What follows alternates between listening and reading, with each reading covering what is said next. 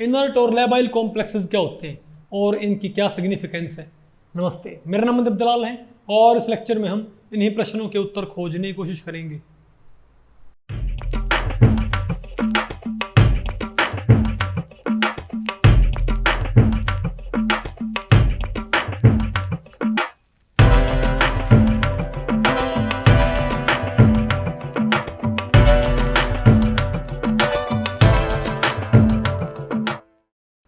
Okay, अब बताओ हम क्या पढ़ते हैं भाई।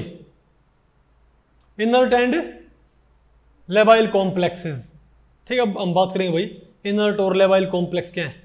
देखो, अभी तक मैंने आपको बताया था कि भाई कोई कॉम्प्लेक्स की थर्मोडायनेमिक स्टेबिलिटी क्या होती है, वो अपन चेक कर ली थी ना। कैसे? लॉग बीटा वैल्यू से।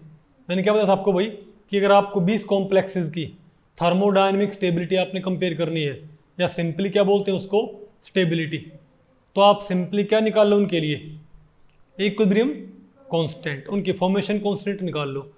तो जिसका फॉर्मेशन कांस्टेंट का लॉगरिथम 8 से क्या आ जाए ज़्यादा, वो क्या कहलाएगा, स्टेबल कॉम्प्लेक्स। अदरवाइज क्या कहलाएगा, अनस्टेबल कॉम्प्लेक्स। यही था ना हमारे पास तरीका।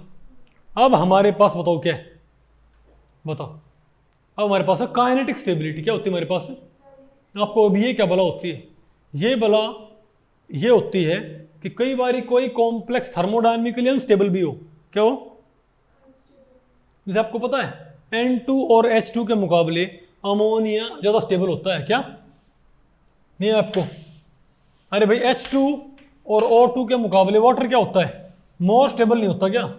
लेकिन तब भी आप एक चैम्बर में H2 मिला दोगे, ये अपने आप रिएक्ट नहीं करेंगे ना, जब तक आप आग ना जला दो एक बार। उसकी वजह क्या होती है? क्योंकि इसका होता है एक बैरियर। क्या होता है? एक बैरियर होता है इसका भाई। और जब तक ये बैरियर पूरा नहीं होगा ना, तब तक ये इसमें कन्वर्ट नहीं होएगा। तो जितना ज़्यादा बैरियर होगा उतना इनका कन्वर्जन क्या होगा इसमें, स्लो। बात आपको पहले पड़ गई। तो इसको बोलते हैं लेबाइलिटी। क्या बोलते हैं इसको? या काइनेटिक इंस्टेबिलिटी। क्या? Kinetic stability. तो अगर कोई कंपाउंड स्लो रिएक्ट करता है, लीगेंड एक होती है लीगेंड डिस्प्लेसमेंट रिएक्शन। क्या होती है लीगेंड डिस्प्लेसमेंट रिएक्शन? क्या होती है? मान लिया हमारे पास एक कॉम्प्लेक्स है Ma5L हमारे पास एक कॉम्प्लेक्स है, नहीं है आपको? तो Ma5L कॉम्प्लेक्स में अगर कोई ग्रुप आ गया E, कौन आया ग्रुप? E आ गया। अब अगर ये ग्रुप किसको उठा दे, L को यहां से क्या कर दे, डिस्प्लेस, तो क्या बन जाएगा हमारे पास ये Ma5E, और प्लस में क्या हो गया, L निकल गया ना। तो इसको बोलते हैं लीगेंड डिस्प्लेसमेंट रिएक्शन। यानी यहां पर किसी इनकमिंग लीगेंड ने किसी प्रीवियसली अटैच्ड लीगेंड को उसकी जगह से हटा दिया ना, उसको क्या बोलते हैं, लीगेंड डिस्प्लेसमेंट रिएक्शन। अब अगर ये डिस्प्लेसमेंट फास्ट हो जाए, क्या हो जाए, बहुत स्पीड से हो, तो हम बोलेंगे this complex is labile. This complex is labile. Labile मतलब काइनेटिकली अनस्टेबल। इसका मतलब क्या है? क्योंकि भाई इस रिएक्शन का जो बैरियर वो बहुत थोड़ा है। नहीं समझे बात? क्योंकि भाई मैंने आपको पढ़ा रखी काइनेटिक्स, अब मैं दोबारा उसमें जाऊंगा। अब अगर मैं ये कहता हूं कि इस रिएक्शन ने, जैसे ऑर्गेनिक केमिस्ट्री में रिएक्शन नहीं होती थी सब्स्टिट्यूशन, वैसे ही सब्स्टिट्यूशन या डिस्प्लेसमेंट या रिप्लेसमेंट रिएक्शन किसकी होती है, बताओ? किसकी? इनऑर्गेनिक कंपाउंड्स में भी होती है, नहीं आपको? तो कोऑर्डिनेशन कॉम्प्लेक्सेस में अगर ऐसे कोई रिएक्शन हो Ma5L प्लस में E, तो E आया और L लिगेंड यहां से निकल गया, तो इसको हम बोलेंगे लिगेंड डिस्प्लेसमेंट रिएक्शन। क्या? और ये मैं आपको बताऊं दो तरीके से होता है। एक तो होता है एसोसिएटिव पाथवे से, और एक होता है डिसोसिएटिव पाथवे से। किससे भाई? एसोसिएटिव और डिसोसिएटिव। एसोसिएटिव पाथवे पता क्या होता है कि हमारे पास क्या कोऑर्डिनेशन इसका, अभी 6 है ना, तो पहले 6 से पहले स्टेप में L निकल जाएगा और बाद के स्टेप में कौन आएगा, E। तो 2 स्टेप में होगी। तो पहले स्टेप में L निकल जाएगा, तो 6 से क्या हो जाएगा, पहले 5, और फिर कौन आ जाएगा, E। तो इसको हम बोलेंगे डिसोसिएटिव पाथवे। और एक होता है एसोसिएटिव पाथवे, उसमें क्या होगा, पहले स्टेप में से कौन जुड़ जाएगा, E। तो हमारे पास कोऑर्डिनेशन में क्या हो जाएगा, 7, और फिर अगले स्टेप में कौन निकलेगा, एल। बात आपको पहले पड़ी। तो डिसोसिएटिव पाथवे या पाथवे के जरिए रिएक्शन होती है। नहीं है आपको समझ में? तो अगर इसमें ये डिस्प्लेसमेंट फास्ट हो तो हम क्या बोलेंगे कि हमारा कॉम्प्लेक्स क्या है? लेबाइल। लेबाइल बोलो या काइनेटिकली अनस्टेबल। Kinetically unstable. और अगर ये रिएक्शन बहुत स्लो हो, रिएक्शन बहुत स्लो हो, तो हम क्या बोलेंगे? हमारा कॉम्प्लेक्स क्या है? इनर्ट। क्या है? या काइनेटिकली स्टेबल।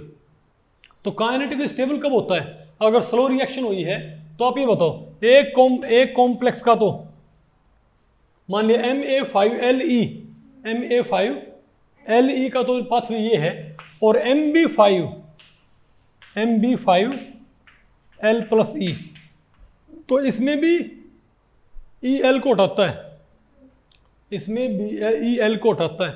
लेकिन ये कौन सा कॉम्प्लेक्स है? MB5।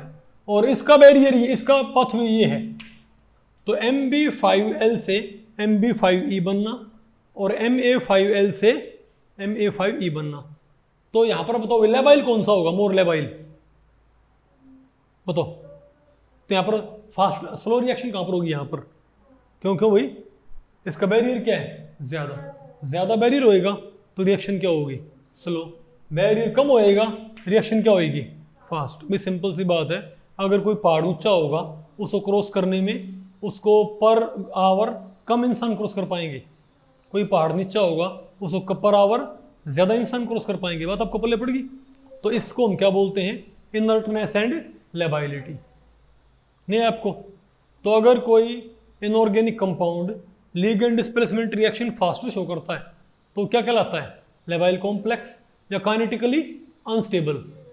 और अगर कोई coordination complex ligand displacement reaction slow करता है तो उसको हम क्या बोलेंगे? काइनेटिकली स्टेबल कॉम्प्लेक्स या इनर्ट कॉम्प्लेक्स। आ गया आपको? और थोड़ा मैं आपको बताऊं भाई कि कौन कौन से कॉम्प्लेक्स लेबाइल या इनर्ट होते हैं। आपको हो गए, हमको कैसे पता लगेगा कि कौन कौन से कॉम्प्लेक्स लेबाइल और इनर्ट होते हैं? तो मैं आपको बताऊं भाई, पहले हम बात करते हैं एक बारी इसकी डिसोसिएटिव पाथवे। किसकी भाई? डिसोसिएटिव पाथवे की। तो यहां पर मैं लिखता हूं लेबाइल और यहां पर क्या लिखता हूं मैं? इनर्ट। तो अगर कोई रिएक्शन कैसे हो रही है? डिसोसिएटिव पाथवे के जरिए हो रही है ना। अगर कोई रिएक्शन उपकर कैसे हो रही है? डिसोसिएटिव पाथवे के जरिए। तो D0, D1 और D2, D0, D1 और D2 और D7, D9 और D10, ये सारे कॉम्प्लेक्स क्या होंगे? लेबाइल। क्या नहीं है आपको? D0, D1, D2, D0, D1, D2, D7, D9 और D10, ये सारे क्या होंगे? लेबाइल होंगे। पक्की बात है? अब बच कौन से गए? और D3, D8 क्या होते हैं बताओ? इनर्ट। D3, D8 क्या होते हैं? इनर्ट कॉम्प्लेक्स होते हैं। अगर आपको समझ में, यानी इन कॉन्फ़िगरेशन वाले क्या देंगे? Slow reaction. इन वाले क्या देंगे? Fast reaction. आपको उनका क्या? D4, D5, D6 का क्या? तो मैं आपको बताऊं भाई, D4 high spin, D5 high spin और D6 भी हाई स्पिन। ये भी क्या होंगे बताओ? लेबाइल। ये भी क्या होंगे? लेबाइल। और इन्हीं के लो स्पिन क्या होंगे बताओ? D4 लो स्पिन, D5 लो स्पिन, D6 लो स्पिन। ये सारे क्या होंगे? इनर्ट। तो ये सारे क्या है? Labile complex. ये सारे क्या है भाई? Inert complex. पहले पड़ गया आपको? मतलब ये कॉम्प्लेक्स तो क्या देंगे? इन कॉन्फ़िगरेशन वाला अगर कॉम्प्लेक्स है, अगर कॉम्प्लेक्स में मेटल का कॉन्फ़िगरेशन ये है तो क्या आएंगे? लेबाइल। वो तो क्या आएंगे? इनर्ट। उपकार। फिर आपको हो गया, अगर एसोसिएटिव पाथवे के थ्रू होती हो तो क्या? तो ये जो D4 होगा ना लो स्पिन, ये भी लेबाइल हो जाएगा। क्या नहीं है आपको समझ में? तो इसको उठाई उसका रख दो। बताओ, मतलब इसके दोनों कर दो फिर, D4 लो स्पिन भी। नहीं है आपको समझ में?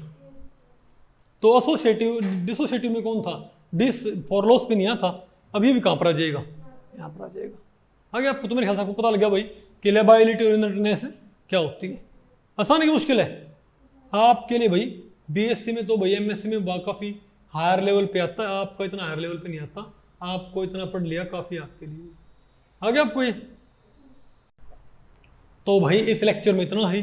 अगर इस लेक्चर के बारे में आपके कुछ प्रश्न या सुझाव हैं तो आप मुझे नीचे कमेंट सेक्शन में पूछ सकते हैं, मैं उनके उत्तर देने की पूरी कोशिश करूंगा। तो भी ठीक है, मिलते हैं अगले लेक्चर में, तब तक के लिए नमस्ते।